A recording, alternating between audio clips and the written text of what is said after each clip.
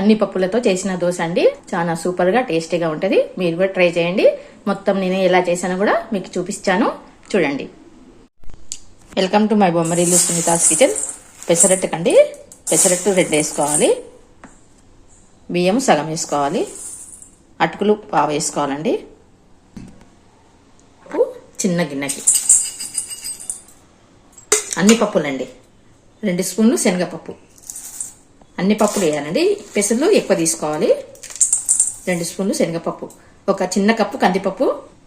పెసర్లు ఎక్కువ తీసుకోవాలండి. బియ్యము, అటుకులు, కందిపప్పు, శనగపప్పు అన్ని. కొద్దిగా మెంతులండి, 1/2 స్పూన్ మెంతులు. బియ్యం వేసుకుంటే కడక్ వస్తుందండి, రోస్ట్కి వస్తుంది.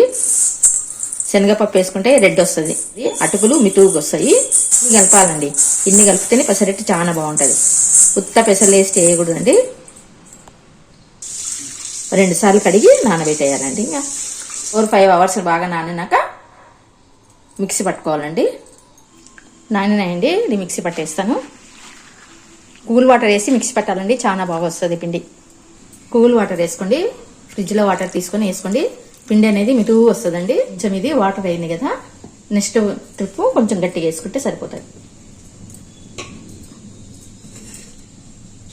ఇది అంటే ఇట్లా ఉండాలి. పెసర్లు అయితే మార్నింగ్ రుబ్బాలండి. ఇప్పుడు అన్ని పప్పులు వేసినాను కాబట్టి ఇప్పుడే వేసుకొని రుబ్బుకోవాలి. నైటే రుబ్బుకొని పెట్టుకోవాలి.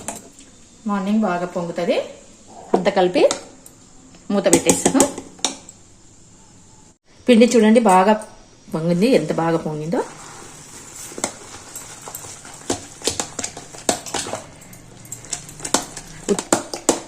కొంచెం వాటర్ కూడా పడతాయండి. ఉప్పు అండి, చిటికెడు సోడా అండి. సోడా వేస్తేనే మితువుగా వస్తుందండి. ఉప్పు సోడా అన్ని వేసి బాగా కలుపుకోనండి. కొంచెం పసుపు కూడా వేసుకోవాలి. వాటర్ వేస్తానండి, గట్టిగా ఉంది. చట్నీ వేసేస్తాను. పల్లీలు వేస్తానండి. చట్నీ చేస్తున్నాను. పెసరట్టుకు చట్నీ చేస్తున్నాను. పల్లీలు పుట్నాలు వేసుకోవాలండి, చట్నీకి బాగుంటుంది. ఉత్త పల్లీ చట్నీ అంటే తీయగా ఉంటుందండి. పచ్చిమిర్చిలో వేసుకోవాలి. కొద్దిగా కొబ్బరి కూడా వేయించుకోవాలి. పుట్నాలు కూడా వేసి వేయించుకోవాలి. ఇది చల్లగైన తర్వాత చట్నీ వేసుకుందామండి.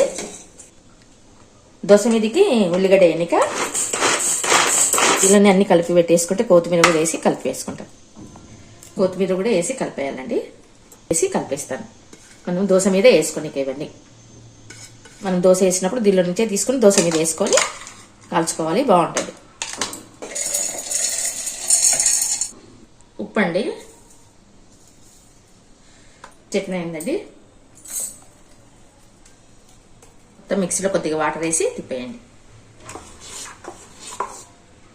పోపు వేసేస్తాను. చట్నీకి జీలకర్ర ఆవాలండి. పోపుకి వేసేస్తున్నాం. కొత్తిమీర వేసేస్తానండి.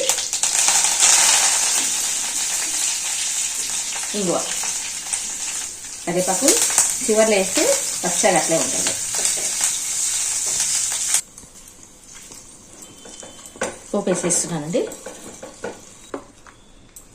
అంత పోపు వేసి కలిపేయాలండి.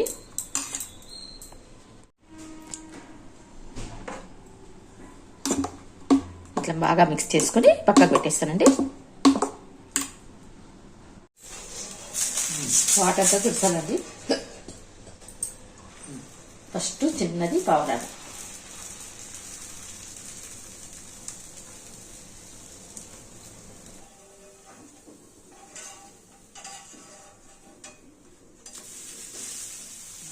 పావురానికండి చిన్నది. ఇంత ఎర్రగా కాలుతున్నది. కందిపప్పు వేస్తే బాగుంటుందండి. మినపప్పు వేయకూడదు, కందిపప్పు వేయాలి. చాలా బాగుంటాయి దోశలు. ఇది పావురానికి పెట్టేసి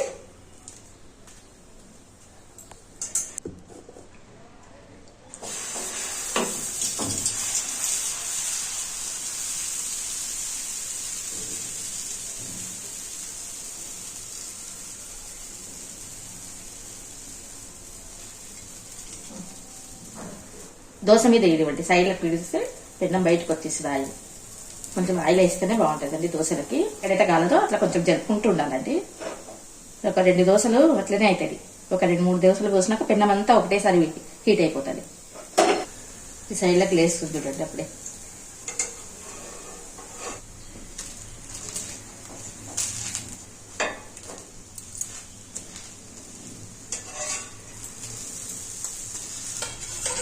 దోశ చూడండి ఎంత బాగా లేదో.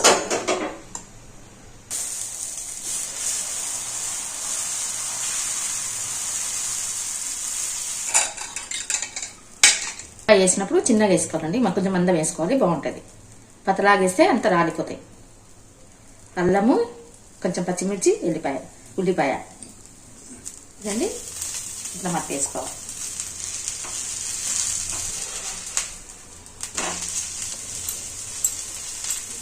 ఉల్లిపాయకి మాత్రం కొంచెం మందం వేసుకోవాలండి, పిండిలోకి అతుక్కపోతుంది అన్నమాట బాగా.